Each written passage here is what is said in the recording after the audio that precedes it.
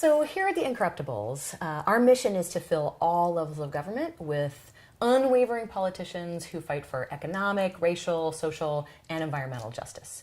And Liz, you and I are here to talk a little bit about how we do that. Yes. I'm Anna. I'm Liz. And so how can we fill all levels of government with these kinds of people? Like, everybody's trying, but who is really succeeding? Right, who is actually committed to that justice. So as we were trying to figure out how to do this, we looked around for a model, maybe somebody that's already done something similar or something the same as what it is we're trying to do. And so we found Richmond, California, where they have the Richmond Progressive Alliance.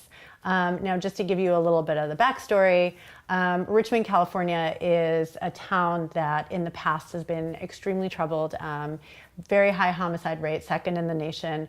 Also, it was basically owned by the Chevron oil company, which had an enormous amount of influence, really just controlled local government. They had a desk in City Hall. Huge refinery that they had there. Yeah. Right. So they really controlled everything that was going on in the city, and all of the politicians were bought by Chevron, not serving the residents of the community at all. There were a lot of environmental problems, a lot of pollution. People really suffered because of that. Obviously, there was gang activity and homicide, as I mentioned before, and police brutality. Police brutality is obviously one of the worst parts of it, and then unaffordable housing. So the city played by many problems. And it's a working class city, right? It's not a particularly wealthy city, right? For the Bay Area, especially. Right, for sure. So finally, around 2003, some of the residents of Richmond, California got really fed up, and they said, we're going to band together and do something about this. So that is essentially what they did. They were able, by working together, to get and using a really new model, like doing things pretty differently. Right. Yeah. Right, and that's the model that I guess we're here to talk about. Yeah. How to build coalition and how to really listen to the residents of a community in order to serve them through government rather than control them through government. So by building coalition, by listening to residents, not just people that were most likely to vote or people that were most likely to give them money, the folks that were running for office in the city of Richmond were able to generate momentum, build coalition, designate leaders, and not at first, it took a long time, about 10 years, but eventually got and have maintained a supermajority of progressives in city council, also had a 2-term Green Party mayor, which is really remarkable. And some of the successes that they have been able to achieve and how this has really positively affected the residents of the city of Richmond is that, first of all, homicide fell by 75%. The police department has completely new oversight. And they're now known as one of the top community police forces in the country. That's they're right. actually one of the best, from one of the worst to one of the best. So you completely turned it around. Yeah. This is what can happen when city residents really come together and work for the common good, which is really what our government is supposed to be about. That's right. So it's really wonderful that the Richmond Progressive Alliance has been able to accomplish this. Oh, something else that's really important was that they were able to pass rent control. The first rent control bill in the state of California in 30 years. Right. Amazing. Right. Amazing. Yeah. Totally amazing. And I heard that in 2014, Chevron actually spent $3 million trying to defeat their RPA candidates, right? So in a city of 130,000 people, 120,000 people, $3 million spent in a city election. That's crazy. Yeah. And they were unsuccessful. That's right. RPA, Chevron was unsuccessful. RPA won. They won all three candidates. Right. Yeah. So their model is, like, from a political perspective, like, mind-blowingly successful. Right. And then from a policy perspective, their people really passed the laws that we want to be passed. Like, they did an amazing, amazing job. Right. Yeah. Right. So the idea is to take that model and bring it to thousands of cities all across the United States. That's right. Yeah. Get them all filling every seat in the city council with fantastic progressives who then can move up to state and national levels. Right. Who actually represent the 99%. That's right. And so one of the questions, the first thing that we talk about in our workshops is, what's the difference between the two models? And so very briefly, the old model and the new model. What's the difference between the old model that people have been pursuing for a long time and the new model, the one that we're proposing? That's right. And so the old model, and this will probably sound very familiar to people out there listening, is step one, you get a bunch of progressives together, and people have done very well at that. Step two, you wait for people to announce that they're running for office. Right. Step three, you pick the least bad ones. And sometimes that can be a pretty painful step. Right. The lesser of all possible evils. Who's the least bad candidate? That's right. And the fourth step is that you do everything you can to get those people elected. Right. And that's where most of the training happens in this country, is just getting people elected, whether they're great or good or mediocre, like just getting them in office. Right. Just not as bad as the other guy, right? Right, exactly. And then step five is when they don't do what you want, get angry. Right. Right. And we all do that. We just do it over and over and over and over. Right. But the new model is different in a number of ways. Number one, instead of reaching out to people most likely to vote, we reach out year-round, every year, to the people who are least served by government. Right.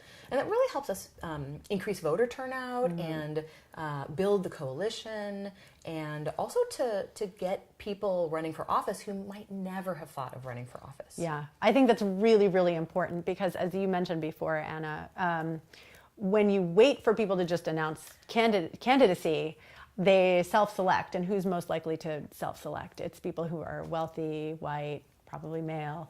And when you have that over and over again, that's increasingly not representative of who we are as a nation. That's right. That's right. And that's one of the other major differences is the candidates, that you're cultivating candidates constantly and really helping them and supporting them. So you're finding these people who are probably already leaders in their own communities, but might never think of running for office. So that's another great difference, I think. And thirdly, because you're focused on the entire elected body, you're focused on the whole city council and not just on one campaign, you can run slates of candidates who are all believing in the same policy platform. Right. And that's just a really powerful way to win not just one election, but to kind of win with a set of ideas. Right.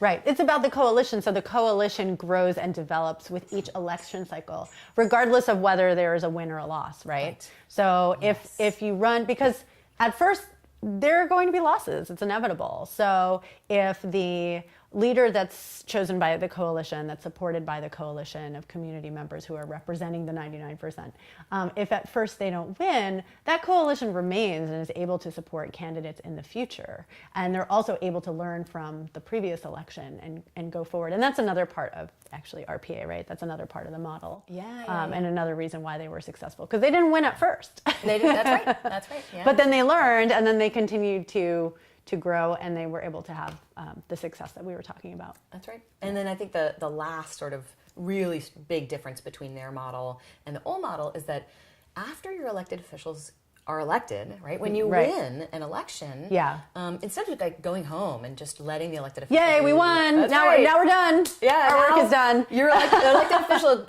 off. You're off by yourself, right? Yeah. They were incredible. The whole RPA acted almost like an adjunct staff for their elected officials, really doing tons of research for them and helping them in every step of the way with passing policy. And fascinating talk that I had with Gail McLaughlin, who is one of the founders and was their Green Party mayor for 8 years. Right. That she really says that all of the establishment politicians have this. They have their donors and they have the party officials. Right. Advising them and writing legislation for them and helping them to build whatever they need to pass policy. And the only people who don't have that are the progressive people. Right. So that's a strong element of the model, is to truly support your elected officials after they get after they win, right? That's when win. That's when the work really starts. Yeah. And so a lot of the support takes the form of researching policy issues that the elected official needs to vote on. So as progressives, if we go out there and find the truth and bring that and help the elected official to, be educated on the issues and be able to vote on them. If we don't do that, then the lobbyists will, right? That's exactly right. That's exactly right. So this is the work that we have to do. And then also sometimes the work that we have to do, and when I say we, I'm speaking of the coalitions supporting their elected officials after they win. Sometimes that help takes the form of like cooking meals, like childcare, because again, the donations from the well-moneyed are not, that's not what we want to have coming in to, to provide and that often support. city council seats don't pay a living wage. Correct. So yeah. So just to sum up, we have this totally new model that we got from the Richmond Progressive Alliance, and we are teaching it to thousands of people across the nation, and it's super exciting. Yeah, really exciting. If you like this YouTube video, then please subscribe to our YouTube channel. If you want to donate or volunteer, you can visit us at theincorruptibles.us. And if you want to learn dozens of tactics and strategies you can use to take over your city council, then visit academy.theincorruptibles.us, and all those links are below.